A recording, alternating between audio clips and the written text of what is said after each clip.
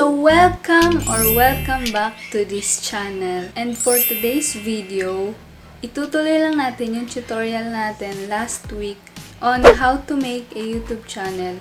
Pero ngayon is using a mobile phone or a cell phone or a phone.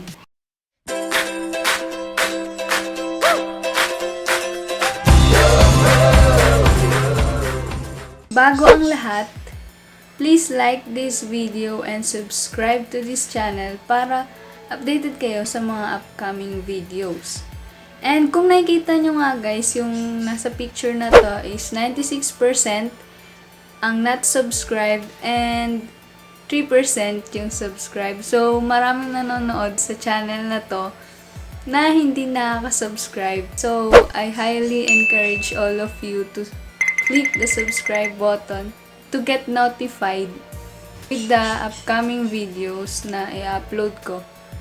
And yun lang. So without further ado, let's get started. So ayun nga, sa previous video natin, meron akong tinuro na para maging YouTube channel rin yung account mo is mag-comment yung account mo na yon na naka-sign in sa isang video. Tulad ng eto. For example, dito, mag-comment ka lang dito. Public comment ka lang dito. Then, magiging YouTube channel na yung email account na ginawa mo. Then, pangalawa, punta lang tayo sa Chrome. Then, i-click natin yung 3 dots. I-check lang natin yung desktop site. And then, mapupunta tayo sa ganito itsura. Tapos, click lang natin yung etong plus, itong image na may plus na video na icon. And then, mag-upload tayo ng video.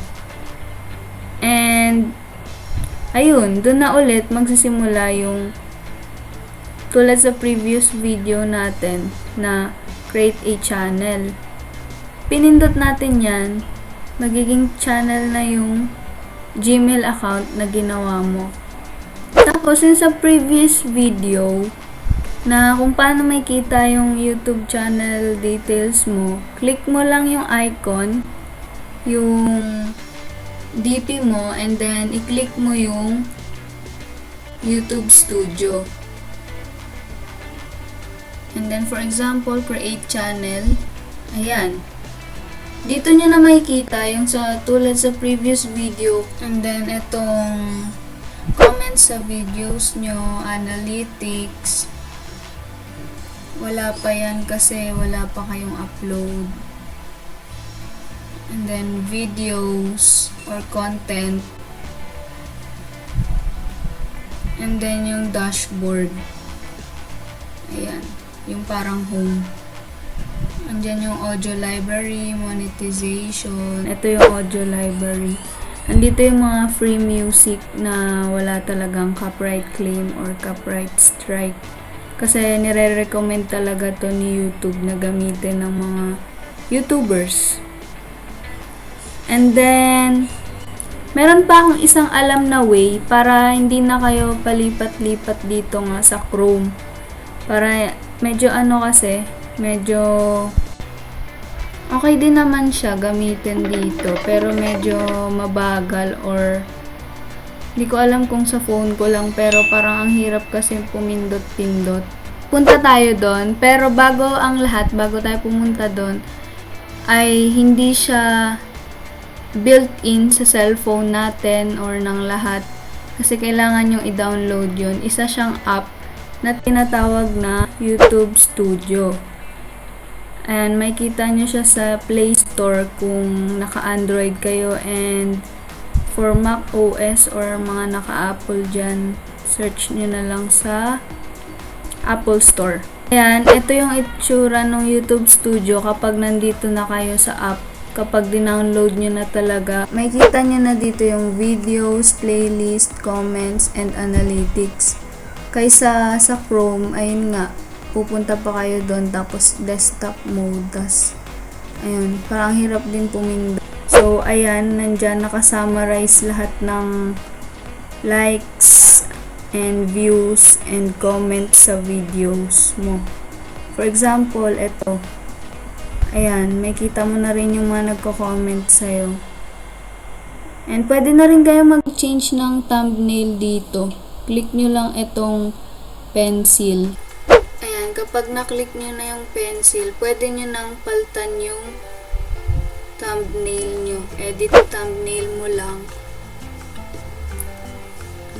And pwede nyo rin i-edit to kung trip nyong ibahin or anong klase yung video na in-upload mo. And then dito rin, or i-disable mo yung comments or allow mo lang. And pwede mo rin i-click itong most recent and most viewed. And may kita nyo na yung summary ng YouTube videos na in-upload mo. Sa most viewed yung salamat, Shopee, and yan. Then pababa. And then yung most recent, ganyan lang siya. O videos. Ayan, may kita lahat ng videos na pinublish mo as a draft lang, public, or unlisted, or private. Playlist, ayan naman yung mga videos na ginawan mo ng playlist, comments. Ayan na yung mga recent comments sa videos. Analytics, ito na nga yung results sa videos mo, kung gaano katagal nanonood sa iyo yung mga audience mo, yung mga viewers mo. And ano yung top videos mo, ilan yung na-reach na audience ng video mo, ayan yung engagement ng audience, and ayun, mga taong nanonood sa'yo. And ito nga guys, nakasulat dito, watch time from subscribers not subscribed, 95% nga, and subscribe 4%, ibig sabihin 95% ng mga viewers ang nanonood sa channel na to pero hindi sila nakasubscribe, and 4% yung nakasubscribe sa akin na nanonood sa channel ko. So, sana mag-subscribe kayo. And then, the last one nga guys na ituturo ko sa inyo na alam ko is mag-upload lang kayo ng video dito sa YouTube channel na app nyo mismo sa phone. Ito, click nyo lang tong katabi ng search button. Pumili ako ng isang video ng para sa film namin. And lagyan nyo lang ng title. Ito yung title ng video mo. For example, mukbang. And then, description. Ganun din. Kumain kami ng mga tropa kong pangit sa labas ng bahay. Hindi lahat ng details kapag sa YouTube app mismo kayo nag-upload, tulad ng end screen, yung pinakita ko noon, tsaka yung lumalabas sa taas ng video na white, yung dito banda, hindi rin magagawa dito sa phone, sa YouTube app na ito. Yung tags din, hindi pwedeng magawa dito. Ang daming pwedeng hindi magawa kapag dito kayo sa YouTube app nag-upload. So, ayun lang nga yung ilang mga paraan para maging YouTube channel yung ginawa mong email. So, first, gumawa tayo ng email and then nag-comment tayo sa isang video. Magiging YouTube channel na yung account mo na yon. And then second, pumunta tayo sa Chrome. Tapos, ginawa nating desktop site or desktop view yung Chrome natin, and then nag-upload tayo ng video. And yung last one nga is mag-upload kayo sa YouTube channel gamit yung YouTube app na built-in talaga sa cellphone nyo. And yun lang guys, itong tutorial na ito. Sana ay may natutunan ulit kayo, and don't forget to like and subscribe to this channel, and thank you for watching. See you next week.